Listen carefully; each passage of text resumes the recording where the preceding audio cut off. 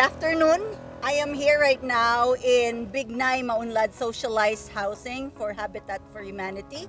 My name is Amy and I'm the country manager of Tahche. We are partnering with Habitat for Humanity for an activity now that you see in the background. And I'd like to introduce to you Sir Ariel, who is the operations manager for most of the projects for Habitat for Humanity over the Philippines. So, sir, can you introduce yourself and tell us what you do as an operations manager? Well, good afternoon. My name is Ariel Nones and the operations manager of Habitat for Humanity Philippines. I am the lead person in the accomplishments of our core functions in Habitat, and that is construction of socialized housing, construction of community infrastructures, including the delivery of capacity building services to our assisted communities. I work with a team of engineers and architects and community development officers. We operate in Luzon, and in Luzon we have Metro Manila, and in Calauan, Laguna, and in Mindoro.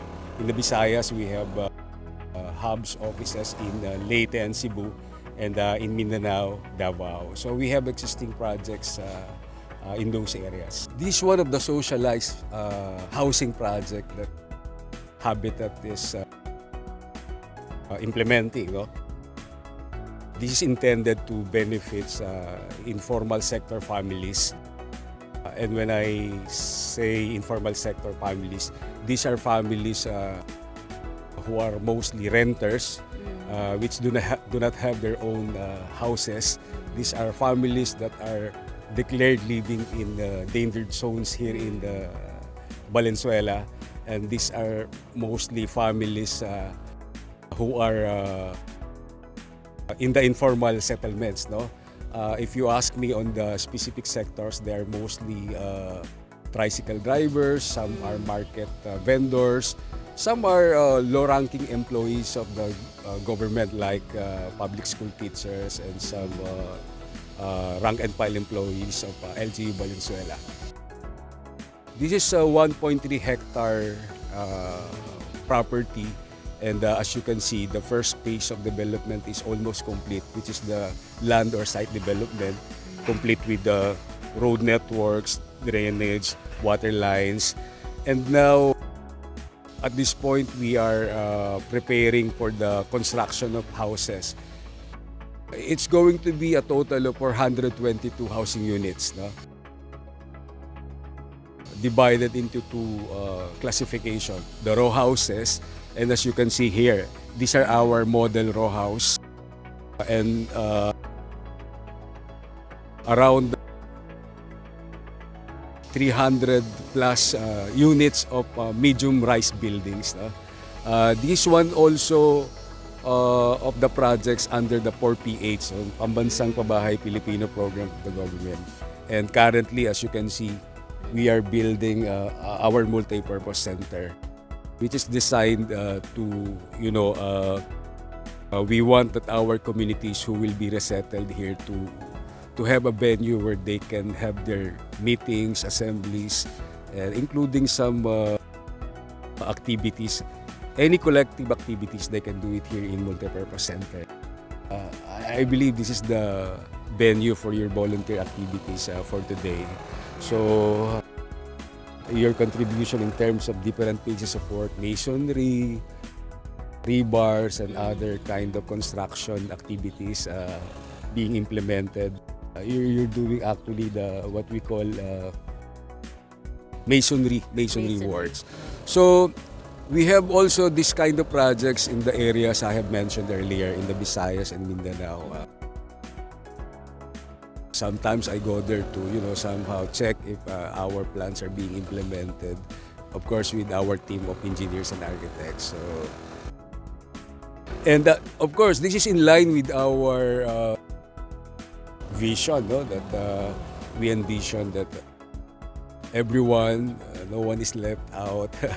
But of course, we look at ourselves as one of the players, one of the stakeholders in providing everyone a decent place to live. No? You can say that Habitat is really, somehow providing the avenue for easy access of our marginalized communities to have their own houses or homes in the near future. So, yeah, in a nutshell, that's what I do in Habitat. That's what we do in Habitat. Yeah.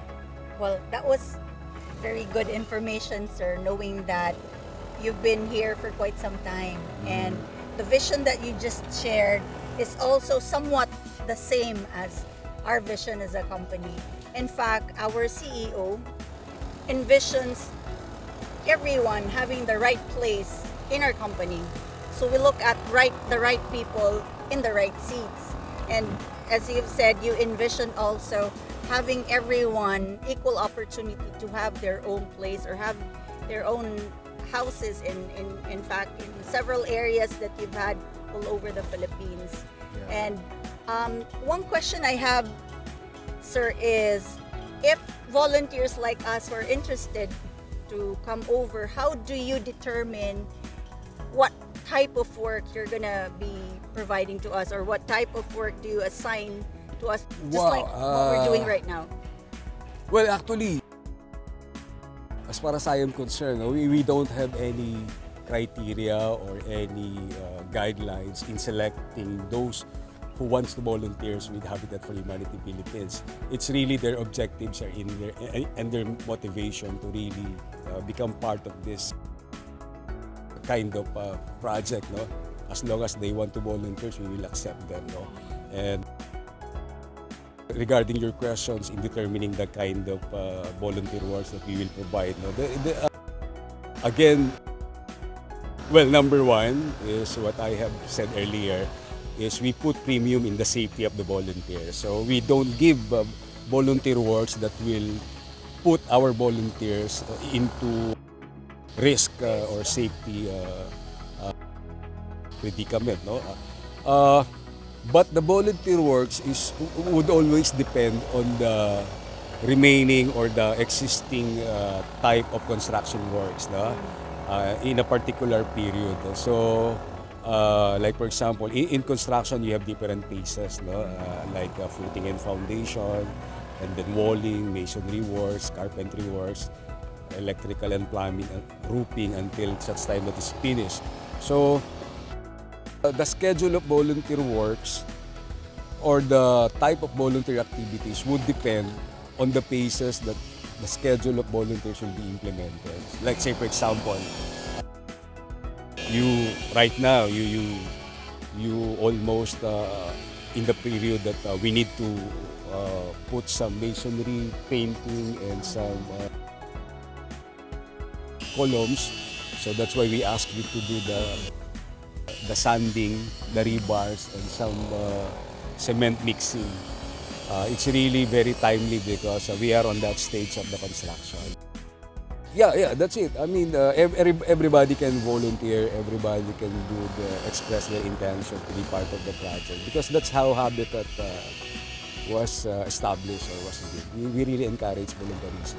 Yes, I recall that I read in your, I think it was in one of your websites, that there is the core value or the organizational values of Habitat for Humanity includes humility, courage, and accountability. So how do you relate that in volunteerism or voluntary work that we're doing right now for Tahche?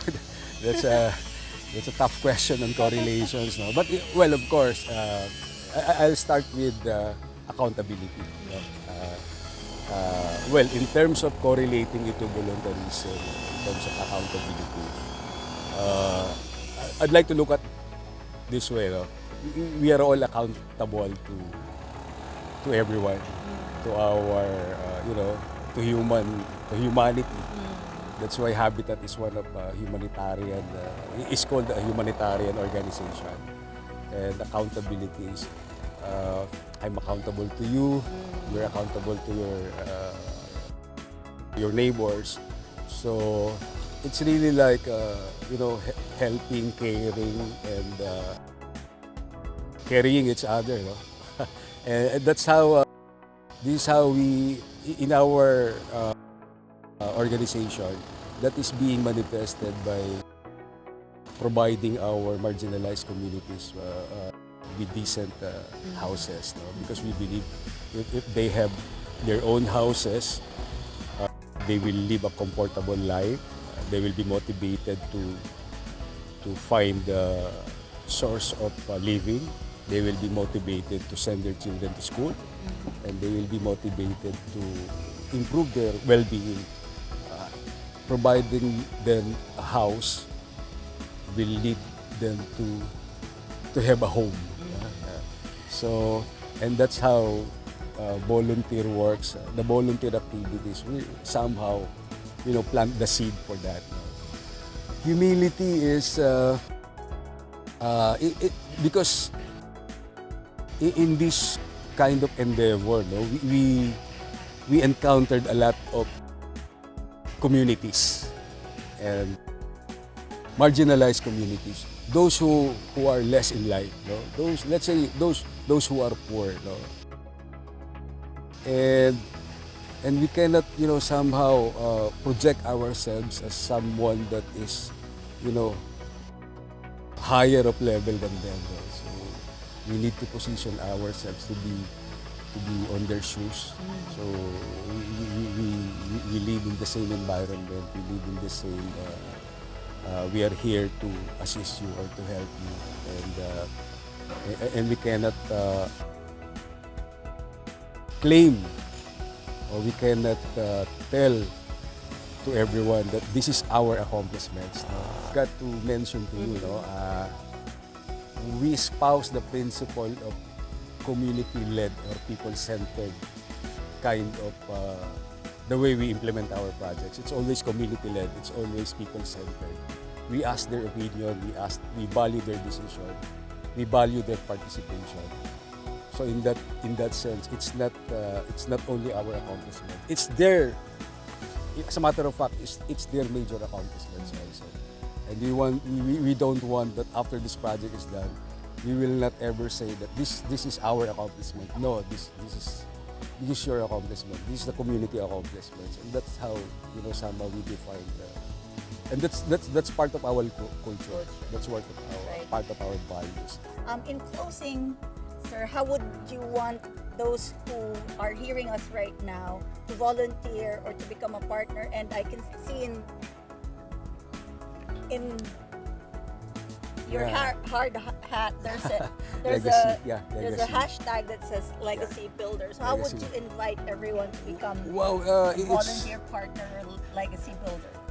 It's just plain and simple. To all out there listening and happen to be watching this interview, we encourage you we invite you to do volunteer works here in Bignay Socialized Housing and contribute to the well-being of our marginalized communities. You see, based on our study, based on our anecdotal interviews with our communities that had their opportunity to own a house or to own a home, they will always tell you our lives changed because we have a new home. We have the motivation to improve our well-being. So, and in that sense, if you will be having a contribution in the improvement of well-being of just any one family or just any one person, that could be a great legacy and tell to your children or to your grandchildren.